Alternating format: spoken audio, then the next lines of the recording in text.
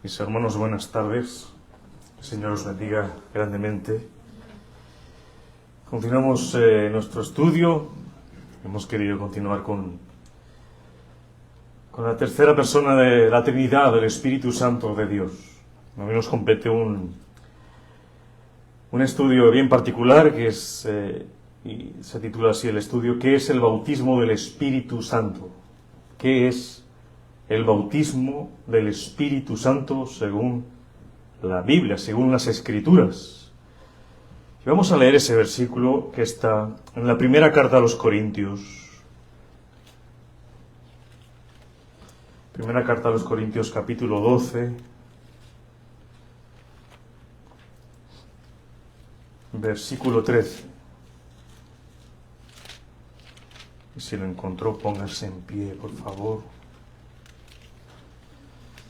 Primera carta a los Corintios, capítulo 12, versículo 13. Primera carta a los Corintios, capítulo 12, 1, 2, ¿no? 12, versículo 13. Dice así la palabra del Señor. Porque por un solo espíritu fuimos todos bautizados en un cuerpo, sean judíos o griegos, sean esclavos o libres, y a todos se nos dio a beber de un mismo espíritu. De nuevo, porque por un solo espíritu fuimos todos bautizados en un cuerpo, sean judíos o griegos, sean esclavos o libres, y a todos se nos dio a beber de un mismo espíritu. Vamos a nuestro Padre del Cielo en oración, entregándole este momento de estudio bíblico, entregando nuestros corazones y nuestra mente para que por medio de su palabra los moldees, Señor. Queremos conocer tu voluntad, queremos conocerte más a través de las Escrituras, exaltar tu nombre, bendecirte, honrarte, Señor, por todo cuanto eres y todo lo que has hecho en nosotros y por nosotros. Queremos aprender a las Escrituras, Señor, como buenos discípulos tuyos, Señor, aprendices de ti, Señor. Bendice a cada uno de mis hermanos que estén aquí. Danos un corazón humilde para aprender del único Maestro de Jesús, el Maestro de Maestros. Todos aquí somos aprendices que están aprendiendo de nuestro Señor. Bendice a todas las personas que nos están viendo a través de este medio y también trae a ellos salvación, Señor. Condúcenos, Señor, con tu Espíritu Santo en este estudio, Señor, tan precioso, tan extenso y tan mal entendido, Señor. Pero hoy lo queremos aprender de ti, Señor. Te damos gracias, Padre, en el nombre poderoso de tu Hijo Jesucristo. Y la Iglesia dice, amén. Puede tomar asiento.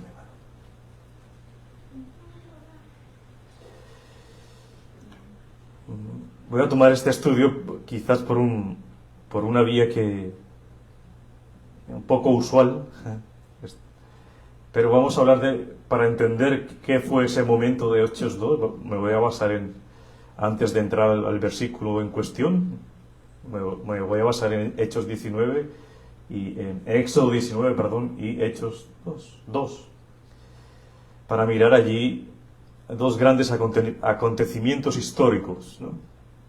Sabéis que en la Biblia hay diferentes tiempos, lo que se llama dispensación. ¿Lo has escuchado, verdad? Las dispensaciones. Una dispensación es un periodo de tiempo en el que Dios interactúa con los seres humanos de una manera específica, de una manera especial. Eso es lo que hace ese periodo tan diferente, ¿no? Porque Dios está interactuando con los seres humanos de una manera específica. En este tiempo, en esa dispensación, Dios prueba al hombre. Dios prueba al hombre con respecto a la obediencia. Él le da una revelación específica, clara, sobre su voluntad, y Él espera que el pueblo o los seres humanos que hagan obedecer. Cada vez que se abre una dispensación en la Biblia, un tiempo específico de Dios, pues se hace notoria su presencia. Dios se manifiesta de una manera poderosa, en los cuales las personas pueden escuchar y ver cosas, milagros, manifestaciones del poder de Dios. Y Dios inaugura la dispensación de la ley, que el pueblo debería estar regida por la ley. Y aparece en Éxodo 19, donde Dios revela al pueblo de Israel, ¿por medio de quién? De Moisés. ¿Cómo debería ser adorado Dios? ¿Cómo debería ser obedecido Dios en ese momento histórico? En ese momento que es único e irrepetible, porque luego llegan otros tiempos diferentes a estos, ¿no? Él se manifiesta por medio, ahora lo vamos a ver, por medio de truenos, relámpagos, nubes, sonidos de bocinas muy fuertes, y se estremece y todo el pueblo lo puede percibir. Estaba ahí atento en ese momento en Éxodo. Narra Éxodo 19, antes de ir allí, escuchadme primero. Narra cómo Moisés lleva al pueblo de Israel al Sinaí, a ese monte donde Dios invita a su pueblo a entrar en una relación, en un pacto con Dios. Dice, yo quiero que entren en una relación conmigo, con un pacto, y les voy a dar un pacto. Les voy a dar mi voluntad para que se conduzcan según mi ley, porque no tenían leyes. Ese pueblo hasta ese momento no se regían por leyes de Dios, y él quería organizar el pueblo. El pueblo, con gran emoción, ¿qué hace? Acepta el llamado de Dios, y Dios se manifiesta en el Sinaí, en ese monte, con grandes poderes y señales, como ya lo dije, y allí son entregados los 10 mandamientos, que iban a regir al pueblo de Dios, que les iba a decir cómo se deberían manifestar o relacionar con Dios. Les da leyes para saber cómo deben adorar a Dios, les dan leyes para cómo vivir juntos como pueblo de Dios. Dios da leyes para que puedan ser justos socialmente. ¿Y todo esto para qué? Dios quería que su pueblo se mostrase a las otras naciones como un pueblo generoso. Dios quería, por medio de estas leyes, que obedecieran su voluntad, demostrar a las naciones que ellos tenían un Dios vivo y verdadero. Por eso Él dice, en este tiempo te voy a dar leyes, obedécelas, para que los demás sepan quién soy yo. Escogió esa nación para que se manifestase en ellos quién era Dios. Sabemos que Moisés, le dice a Moisés que él quiere habitar en medio de su pueblo, su presencia. Pero recuerda, la presencia de Dios no estaba manifiesta porque a partir de la rebelión del pueblo, ¿no? A partir de Adán y Eva, la presencia de Dios ya no estaba ahí. No estaba manifiesta, ¿no? Ahora viene por la familia de Abraham y la fe en Dios, que Él hace esa promesa de estar en medio de su pueblo. Y en medio de su pueblo se manifestaba su presencia, la presencia de Dios, por medio de un tabernáculo. Aquí los que no sepan pueden tener misericordia. Esta era una tienda, si ves que ahí estaban alrededor del pueblo, ¿no? Y en esa tienda hay otra tienda más pequeña, ¿no? En esa tienda donde ves esa luz, ahí descendía la presencia de Dios. Dios quería manifestar su presencia en medio del pueblo. Allí solo, dentro de esa tienda, solo podían ministrar los sacerdotes. Y en esas dos habitaciones, la primera, que está señalada por esa flecha, estaba también manifestada el arca del pacto, el arca de la alianza, donde allí hacía la presencia el Dios de Israel, ¿no? Y esta habitación era separada, ahí tenéis la flecha, por un velo que medía 18 metros de alto y tenía un grosor de 10 milímetros,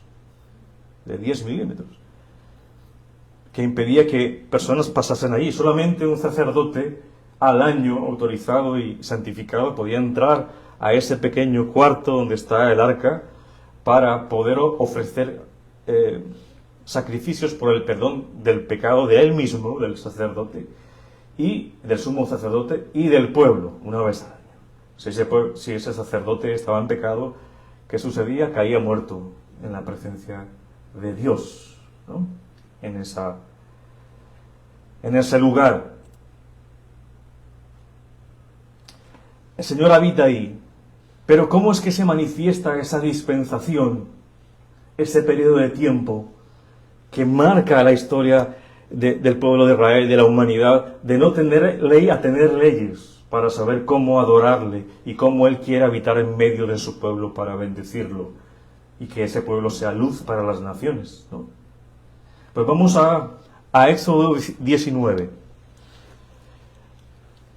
Vamos al libro de Éxodo, capítulo 19.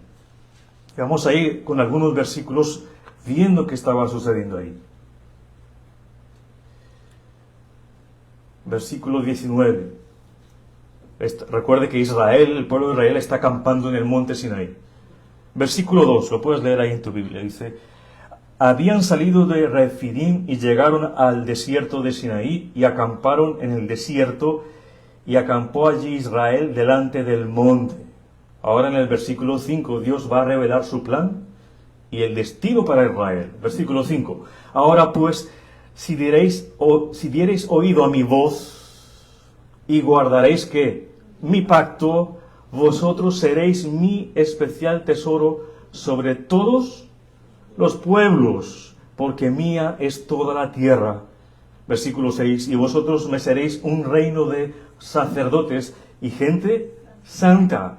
Estas son las palabras que dirás a los hijos de Israel.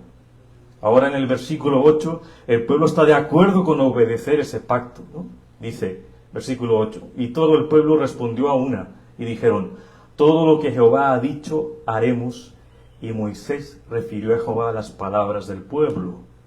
9. Entonces Jehová dijo a Moisés: he aquí yo vengo a ti en una nube espesa, para que el pueblo oiga mientras yo hablo contigo. Se estaba manifestando en la presencia de Dios. Y también para que te crean para siempre. Y Moisés refirió las palabras del pueblo a Jehová.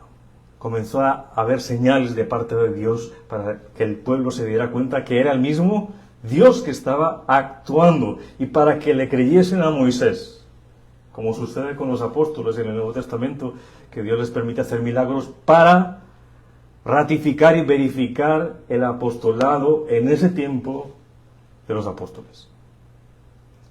En el versículo 11 dice: Dios ordena que su santa presencia en el Sinaí sea respetada. Mire, versículo 11: y estén preparados para el día tercero, porque al tercer día Jehová descenderá a ojos de todo el pueblo sobre el monte de Sinaí. Le estaba ya avisando al pueblo que Él vendría de una manera especial, que se reuniesen todos, tenían que esperar ese momento en que Dios hiciera su manifestación de su presencia.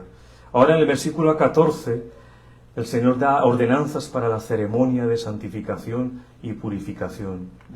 Dice versículo 14: y descendió Moisés del monte al pueblo, y santificó al pueblo, y lavaron sus vestidos, y dijo al pueblo: estad, ¿qué? Preparados. ¿Para cuándo? Para el tercer día no toquéis mujer. Los estaba preparando para ese gran día. Les estaba anunciando. Ahora, del versículo 16 al versículo 19, se nos narra esa terrible presencia de Dios en el monte. Dios se manifestó, y manifestó lo que había prometido. Dice: aconteció que al tercer día, cuando vino la mañana, vinieron truenos y relámpagos, y espesa nube sobre el monte, y sonido de bocina muy fuerte, y se estremeció, ¿quiénes? Todo el pueblo que estaba en el campamento, Y Moisés, versículo 17, sacó del campamento al pueblo para recibir a Dios. Y se detuvieron al pie del monte. Versículo 18, todo el monte Sinaí humeaba. Imagínense un monte humeando todo. Porque Jehová había descendido sobre él en fuego, y el humo subía como el humo de un horno, y todo el monte se estremecía en gran manera. El sonido de la bocina iba aumentando en extremo. Moisés hablaba y Dios le respondía con voz tronante. ¿Tú te imaginas esa escena? Estar ahí viendo el monte Sinaí, estruendo, relámpagos, bocinas y la voz de Dios tronante. Qué temor, ¿verdad? Estar en esa situación. Pero Dios los estaba preparando. Y se manifestó de una manera como no hay otra en la historia, y se nos cuenta desde el Antiguo Testamento al Nuevo Testamento. Ahora, en el versículo 20, Moisés sube al monte Sinaí hacia la inmediata presencia de Dios. Versículo 20. Y descendió Jehová sobre el monte de Sinaí, sobre la cumbre del monte, y llamó Jehová a Moisés a la cumbre del monte, y Moisés subió. Ahora el versículo 21, Dios le dice a Moisés que baje para advertir al pueblo otra vez que respete la santidad de su presencia. Ya lo llamó a Moisés, ya le dio todo lo que tenía que darle, estamos resumiendo, y dice, ve al pueblo y diles que te dije yo. Específicamente que respete mi santidad, ¿no? Por las leyes. 21, versículo 21. Y Jehová dijo a Moisés, desciende, ordena al pueblo que no traspase los límites para ver a Jehová, porque caerá multitud de ellos. Versículo 25. Entonces Moisés descendió y se lo dijo al pueblo. Mis hermanos,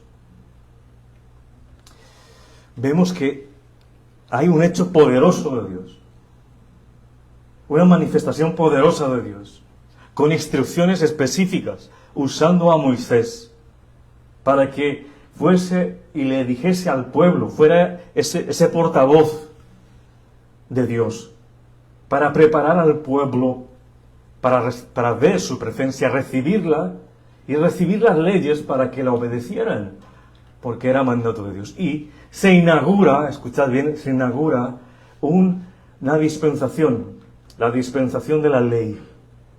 Se inaugura un tiempo específico que es único e irrepetible.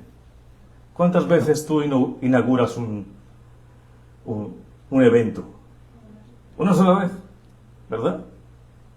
Una sola vez. Y ahí aparece solamente una sola vez en las Escrituras este momento. Pero también hay otro momento, después de 1500 años, donde viene otra dispensación. Algunos les llaman la dispensación de la gracia, pero yo le llamo la dispensación de la Iglesia, porque la gracia de Dios siempre ha estado en el Antiguo Testamento y en el Nuevo Testamento. Mucha gente piensa que en el Antiguo Testamento Dios no tenía gracia ni misericordia y era un tirano, ¿no? Lo interpretan mal, piensan que era un Dios justiciero.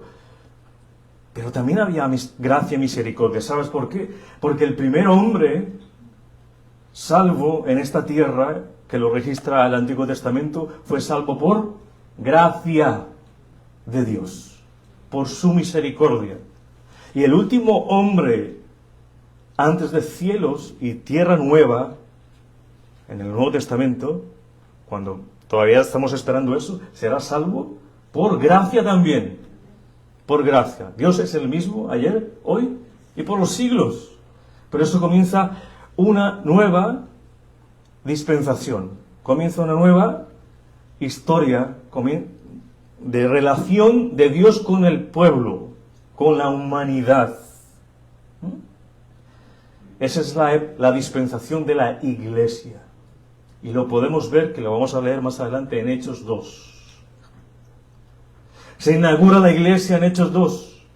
Un hecho histórico, un hecho irrepetible y un hecho que solo sucede una sola vez en la historia, como sucedió la dispensación de la ley, sucede una sola vez en la historia de la humanidad. ¿Cómo comienza esta nueva dispensación? El Señor, en el Antiguo Testamento, en Éxodo, usa a Moisés, a su emisor, para que le avise y le diga al pueblo qué hacer. Pero en este caso viene el Señor Jesucristo, en el Nuevo Testamento. Comienza con el Rey Jesús resucitado. Ubiquémonos, ya está resucitado, ha muerto, el Señor Jesucristo resucitó y se le presenta a los discípulos. Instruye a los discípulos acerca de la venida de su reino. Y le promete que el Espíritu Santo vendrá pronto y los llenará de su presencia. Y ahí vemos también las profecías, el Señor trayendo esas profecías de Ezequiel 36 y Joel 2. Recuerda esas profecías y dice que la presencia de Dios, el Espíritu, ya moraría ¿en dónde? Ya no moraría aquí. Ahí ves en el arca del pacto, vamos a ver la foto para que lo recuerdes. Ya no moraría ahí, ni en los templos, sino que esa presencia de Dios moraría en un nuevo templo. Y ese nuevo templo sería el corazón de los creyentes, nuestro cuerpo. Ese templo seríamos nosotros mismos. Y dice que ese Espíritu Santo transformaría nuestros corazones. Y que el Señor Jesucristo dice que cuando esto suceda, el Espíritu Santo de Dios le va a dar poder a los discípulos, le va a dar poder al creyente para ser testigos de Dios. Ahí es cuando el Señor Jesús revela a sus discípulos el ministerio del Espíritu Santo, ¿no? Su nueva función, que sería morar en vosotros. Mira, lo dice Juan 14, 17. El Espíritu de verdad, dice Jesús, el cual el mundo no puede recibir, porque no lo ve ni le conoce, pero vosotros lo conocéis, porque mora con vosotros. Estaba con ellos, pero ahí viene la promesa, estará en vosotros. Ya no estaría en un templo hecho de manos de hombres. Ya no habita Dios en un templo hecho de manos de hombres. Mis hermanos, ¿cuándo sucedió eso? Bueno, imagínate que en este momento en que está aquí el velo, ¿no? Imagínate 18 metros, 20 metros, de una tela de 10 centímetros. Cuando el Señor Jesucristo está en la cruz del Calvario, estaba ese tabernáculo ahí. Cuando Él muere, ese velo se rasga en dos, pero no se rasga de abajo hacia arriba, sino de arriba hacia abajo. Hace esto, diciendo el mismo Dios, yo fui el que rasgué esto. ¿Y qué hace? Ahora es el sumo sacerdote Jesucristo, que ya no tiene impedimento para entrar a la presencia de Dios y nos da entrada libre a la presencia de Dios, a sus atrios. Ya no necesitamos un sumo sacerdote físico en la iglesia para que entre y haga expiación por nuestros pecados. Ya hay el sumo sacerdote, dice el Señor Jesucristo. Y podemos entrar confiadamente al trono de Dios por los méritos del Señor Jesucristo, el sumo sacerdote. Ya no existen esos tabernáculos, ya no, para nosotros no hay esas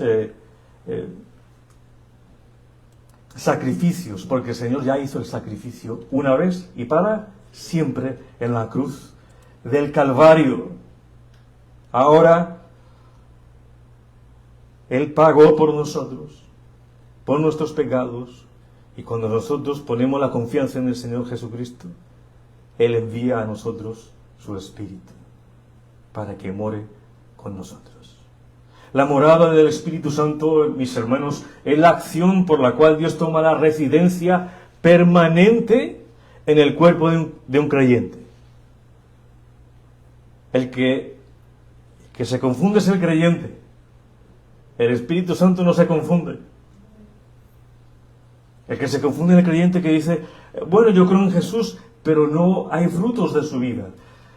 Mis hermanos, la gracia de Dios que salva, santifica también. La gracia de Dios que salva aquella persona que cree en Jesucristo, lo va a santificar. Y si esa gracia no se encuentra, esa gracia santificante, no se encuentra en esa persona, quizás nunca fue salvo. El problema no es del Espíritu, el problema es de la persona, que quizás no creyó como debía creer, o puso expectativas de otra forma. Pero la morada del Espíritu Santo toma residencia en la vida de un creyente para siempre.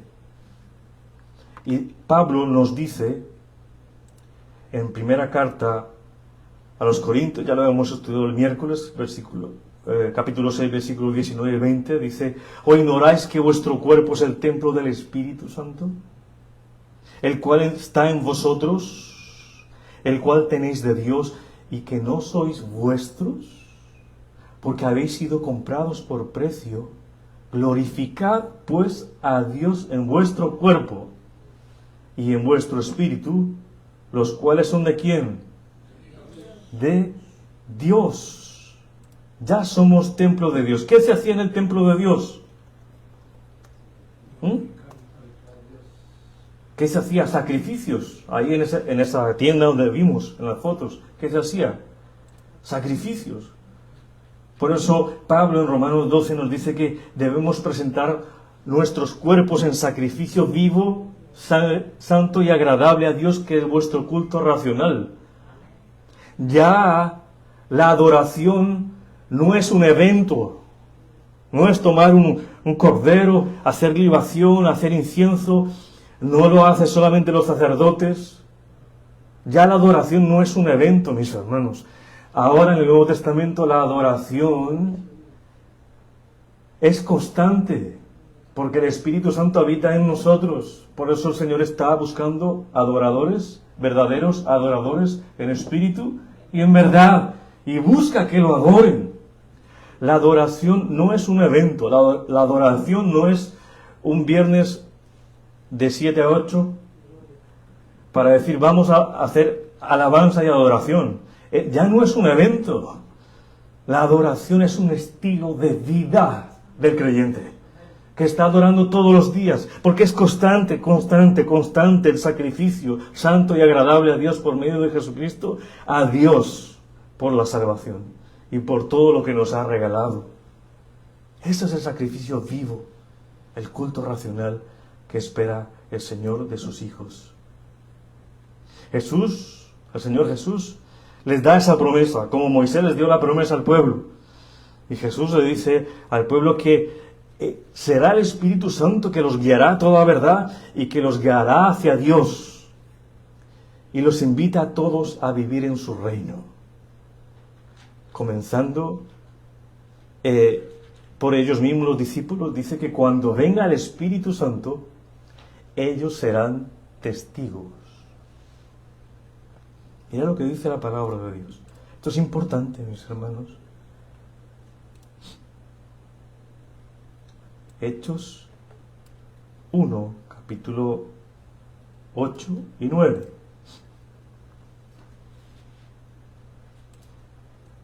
Hechos 1. Voy a poner aquí, mis hermanos.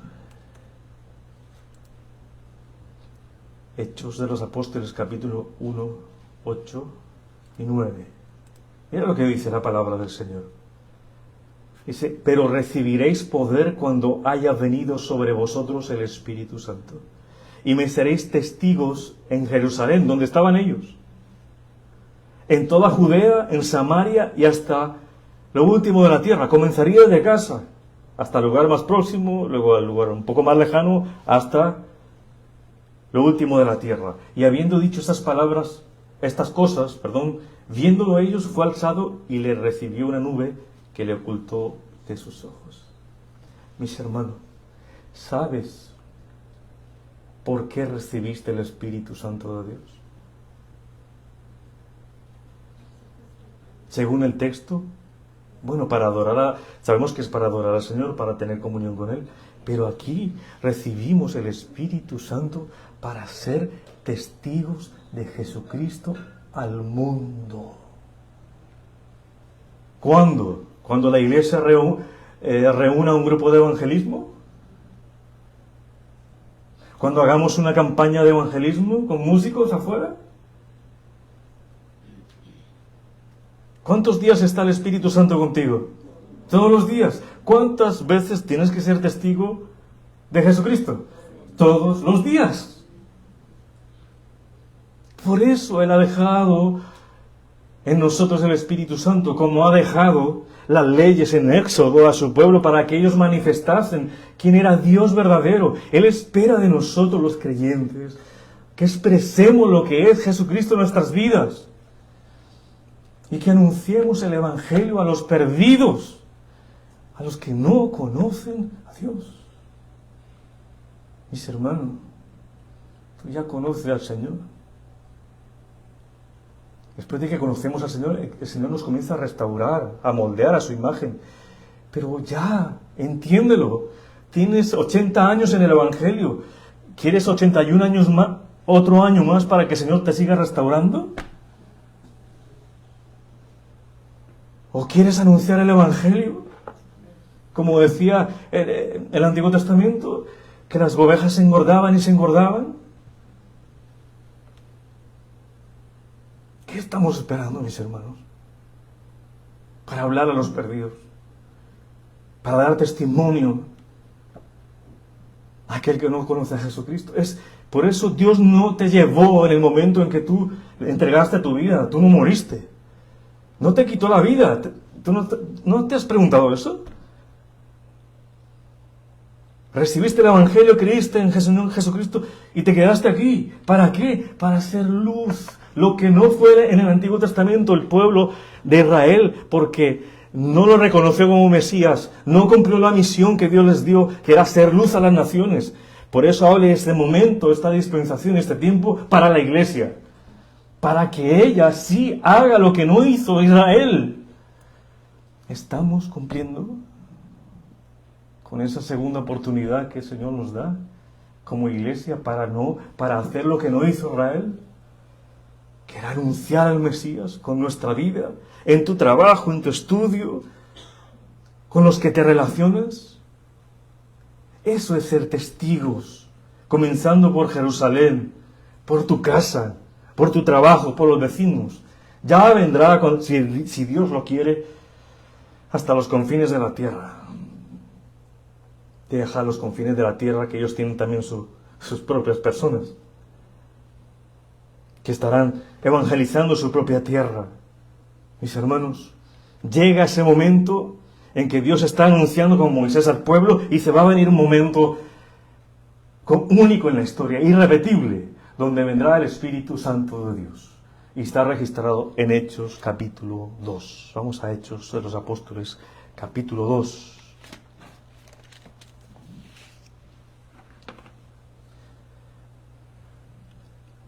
Mira cómo hay cosas parecidas de manifestaciones en el Éxodo. Dice que los discípulos iban a ser llenos del Espíritu Santo de Dios. Versículo 1, ¿lo tenéis ahí? Hechos de los Apóstoles. Dice, cuando llegó el día de Pentecostés, estaban todos unánimes juntos. ¿Recuerdas en el monte Sinaí? Estaban todos unidos. Estaban reunidos todos compartiendo el mismo corazón, el mismo amor por Dios, la misma confianza en su promesa y la misma geografía como el pueblo del monte Sinaí. Estaban todos unidos en un mismo espíritu. Versículo 2. Y de repente vino del cielo un estruendo como de un viento recio que soplaba, el cual llenó toda la casa donde estaban sentados. Y se les aparecieron lenguas repartidas como de fuego.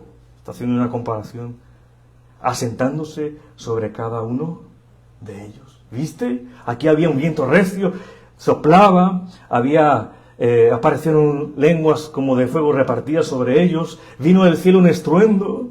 Recuerda en Éxodo que vino truenos, relámpagos, nubes sobre el monte, sonido de bocina muy fuerte, cuando estaban todos reunidos en el campamento. Versículo 4, y fueron todos llenos del Espíritu Santo y comenzaron a hablar en otras lenguas según el Espíritu les daba que hablasen.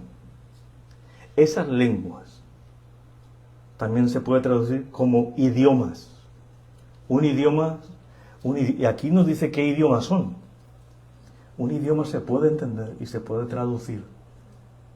Tiene sintaxis, tiene el verbo, el predicado, el sujeto, tiene todo.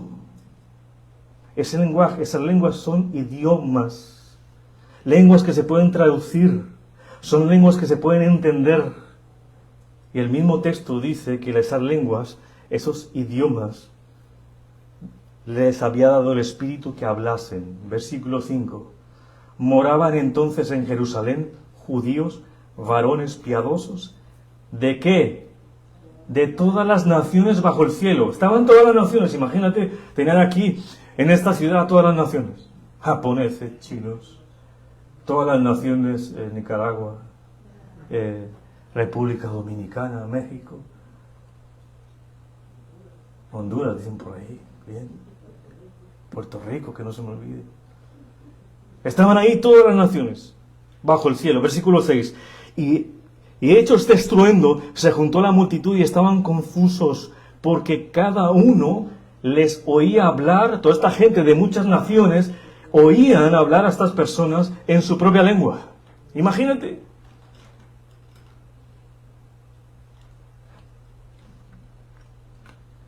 En su propia lengua. Ya vamos a ver qué lenguas eran esas. 7. Y estaban atónitos y maravillados, diciendo: mirad, ¿no son galileos todos estos que hablan? Porque los galileos, mis hermanos, eran despreciados por los judíos. Era como una clase aparte. Eran personas que no tenían educación, no tenían ascendencia, ¿no? Real.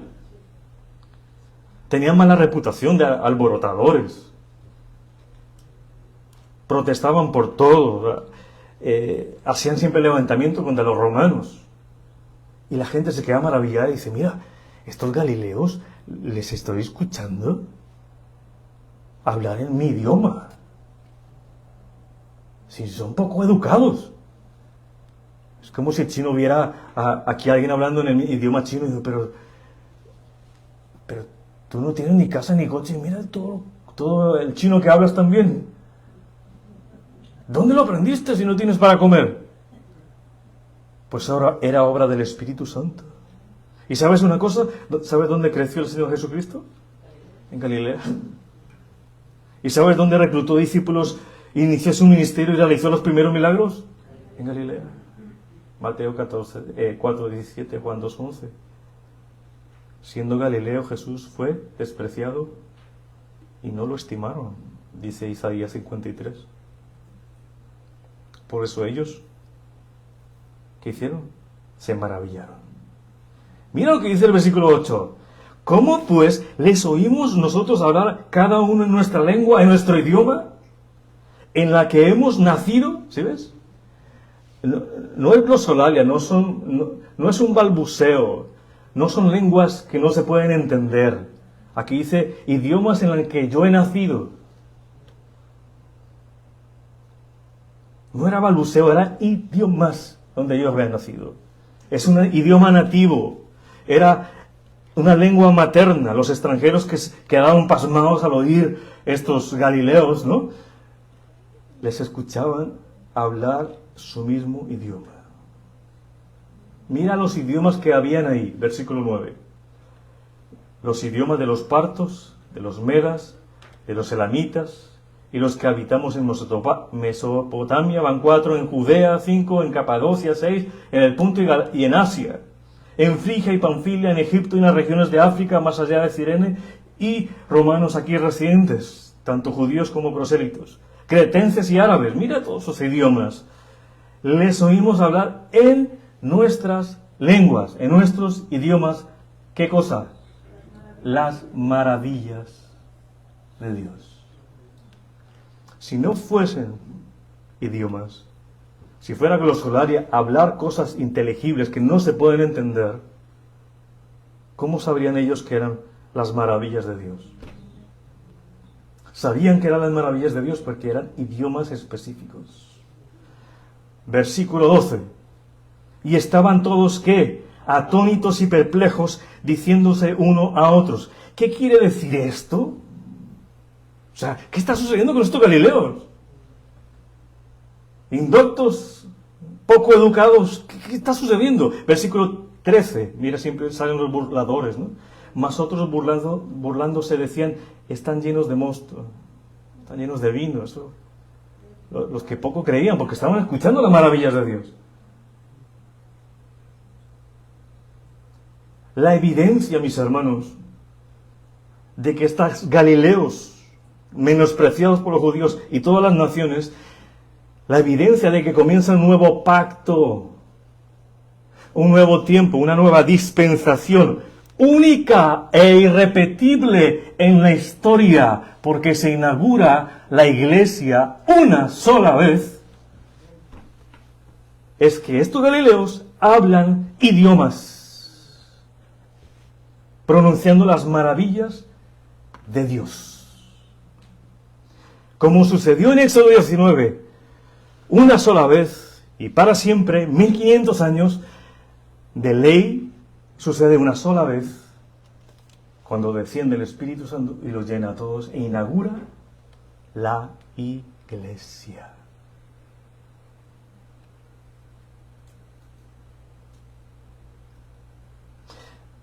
Ahora vamos a la pregunta que está al inicio. ¿Qué es el bautismo del Espíritu Santo?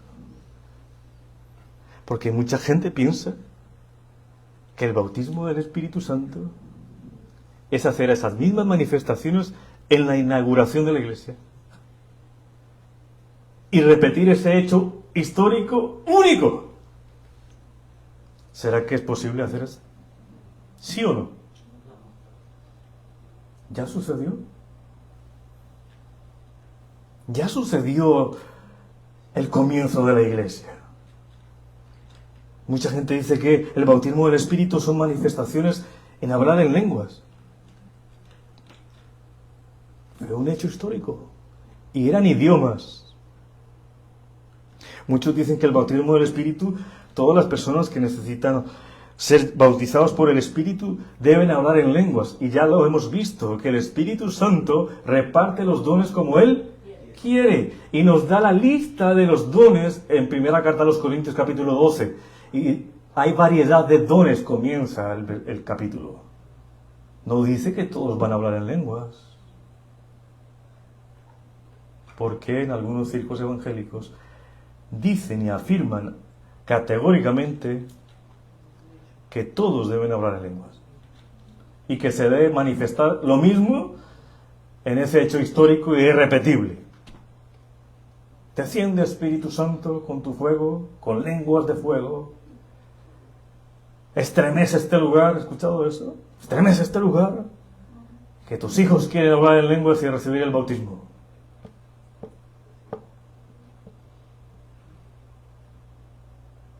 ¿Qué nos dicen las Escrituras? ¿Qué es el bautismo del Espíritu? Es que las Escrituras no lo dicen.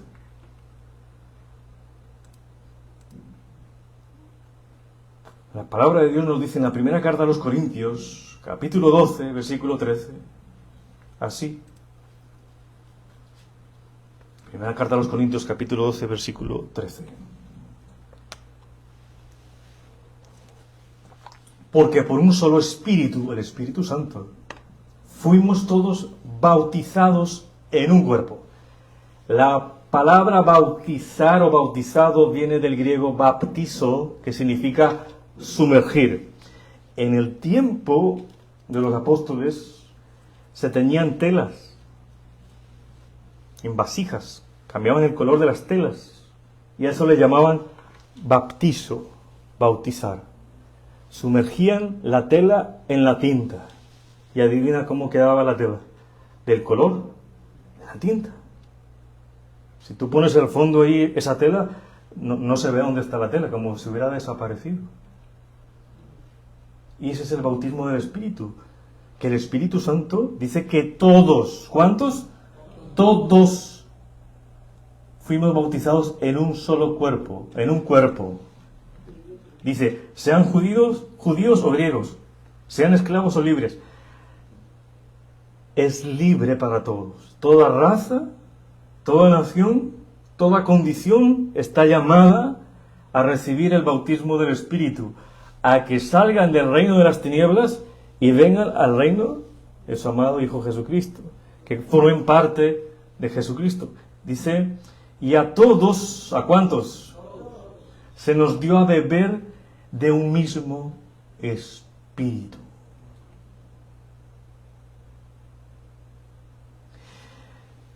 ¿A quiénes se les dieron a beber de ese espíritu? A los que creyeron.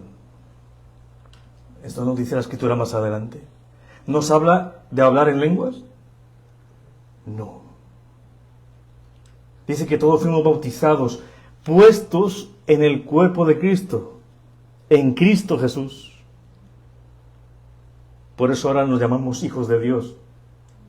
Bautizados, sumergidos en la gracia de Cristo, sumergidos en la misericordia de Cristo, sumergidos en la sangre de Cristo, para ser nuevas criaturas.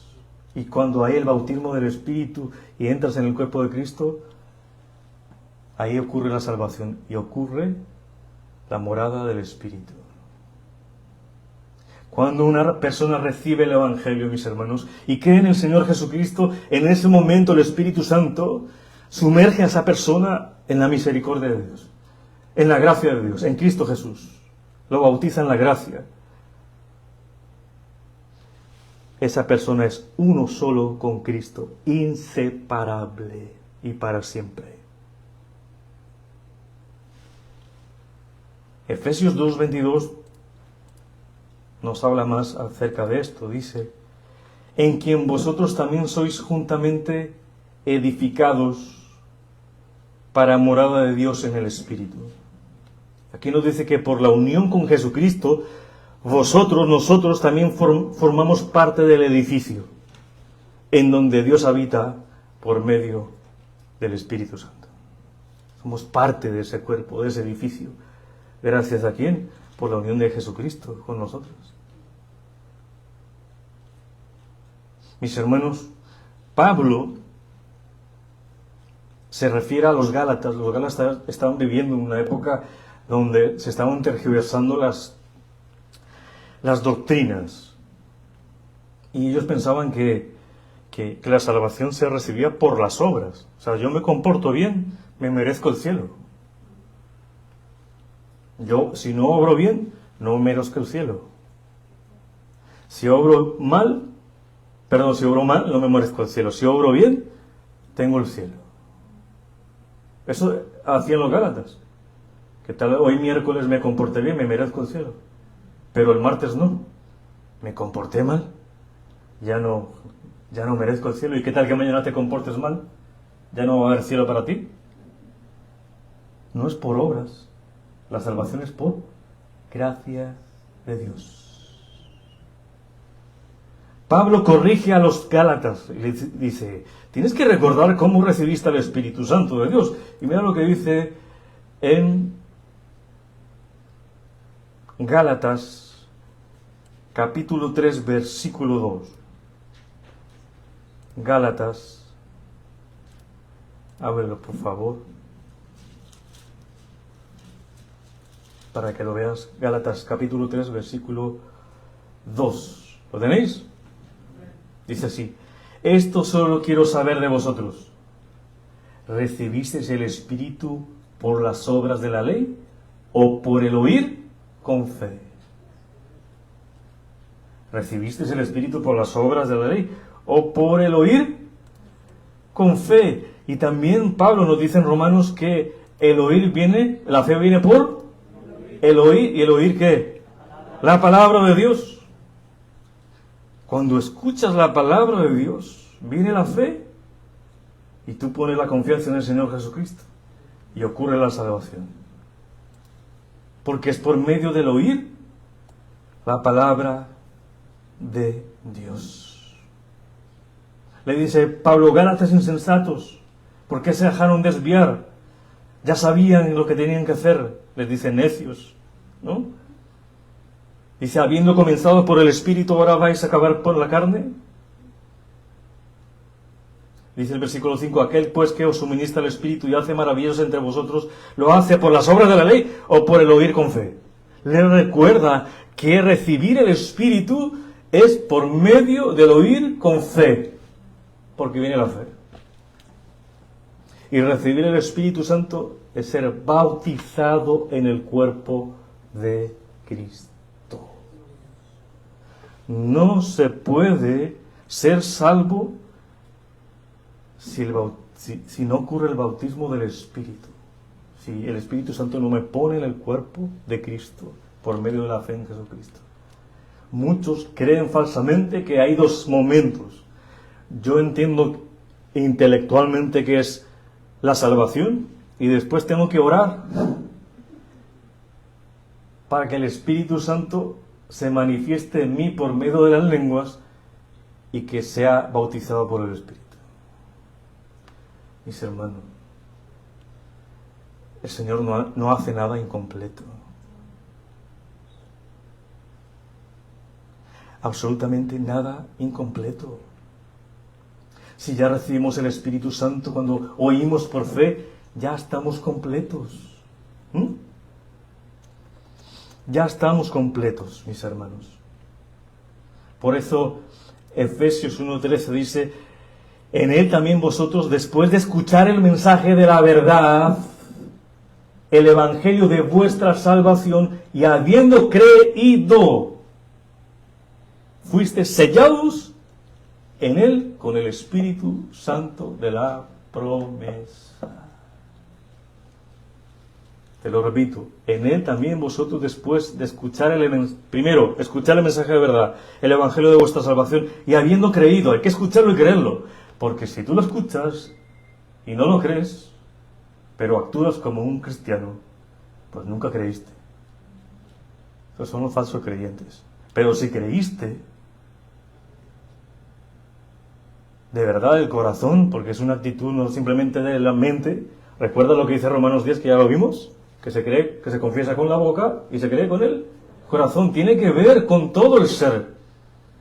Mucha gente hace una oración de su boca o lo piensa y dice, ya soy salvo. O alguien muy osadamente se cree el Espíritu Santo y le dice, haz esta oración conmigo. Y la persona hace la oración y dice, ya eres salvo. ¿Acaso ya lo sellaste? ¿Lo regeneraste? ¿Por qué afirmas que estás salvo? ¿Te crees el Espíritu Santo? Nosotros no sabemos cuándo ocurre eso. Eso es algo espiritual. Juan capítulo 3 le dice el Señor a Nicodemo, el viento sopla y no se sabe dónde viene y de dónde va. La actividad del Espíritu Santo es indescriptible. Él se mueve como quiera y donde quiera. ¿Cómo sabemos que somos salvos? Con el tiempo, cuando nuestra vida cambia y es otra. Las cosas viejas pasaron. Se ve la gracia santificante en nuestras vidas, poco a poco, y nos vamos santificando progresivamente. Ahí se sabe que alguien es salvo. Yo no le puedo decir al que primero aparezca, hermano, ¿cómo está?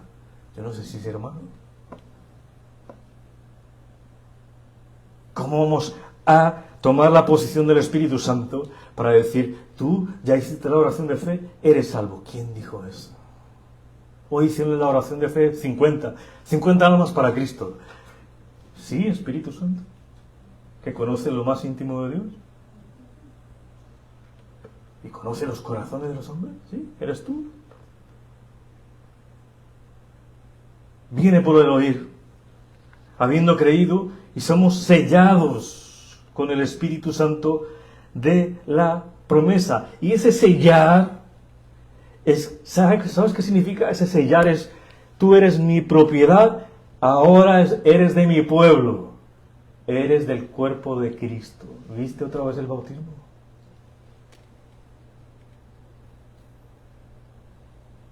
No hay segundas experiencias, mis hermanos, para ratificar si eres salvo. Es una sola vez y para siempre. No hay necesidad de eso. Las Escrituras no lo dicen. Más adelante, Pablo se encuentra con unos otros hermanos, otros discípulos, ¿no? Y les dice eso en Hechos 19. Y si recibisteis el Espíritu Santo, cuando creísteis? Y ellos le dijeron, ni siquiera hemos oído si hay el Espíritu Santo. No se habían enterado, no estaban ahí. Recuerda que en ese tiempo no había Facebook, ni YouTube, ni Instagram. Entonces dijo, ¿en qué pues fuisteis bautizados? Y ellos dijeron, en el bautismo de Juan. Recuerda que el bautismo de Juan era ¿qué? Arrepentirse de los pecados. Pero el mismo Juan dijo, va a venir alguien que te va a bautizar en el Espíritu Santo y fuego. Que ese es otro tema. Pero te va a bautizar en el Espíritu Santo. Ellos no lo conocían, no sabían lo que había sucedido en Hechos 2, ese momento histórico irrepetible. No lo conocían. Entonces Pablo le dice, ellos le dijeron en el bautismo de Juan, dijo Pablo, Juan bautizó con bautismo de arrepentimiento, diciendo al pueblo que creyesen en aquel que vendría después de él, esto es, en Jesús el Cristo. Cuando oyeron esto, fueron bautizados en el nombre del Señor Jesús. Y lo que sigue más adelante, vamos a estudiarlo. Mis hermanos, el bautismo del Espíritu Santo ocurre cuando creemos en el Señor Jesucristo. Porque ya no pertenecemos a este mundo, ya no cambiamos de padre, ya no es el padre de la mentira, y somos puestos en el cuerpo de Cristo, uno con Cristo. Ahora somos hijos de Dios y nuestro Padre es el Padre de Dios del cielo. Y nos ha sellado con su Espíritu Santo como propiedad. Y eso significa salvación. Salvación. Vemos a través de la historia de la Biblia, y reitero, que son momentos históricos únicos e irrepetibles, donde Dios muestra su gracia, muestra sus prodigios, milagros, para saber que es Él el que está actuando una vez y abriendo un tiempo para la iglesia, donde nace la iglesia, donde se inaugura la iglesia y donde comienza a caminar la iglesia por medio del Espíritu Santo, siendo testigos de Cristo, aquellos que recibieron el bautismo del Espíritu Santo a través de escuchar el Evangelio de la verdad. Amén. Pongámonos en pie, vamos a orar al Señor.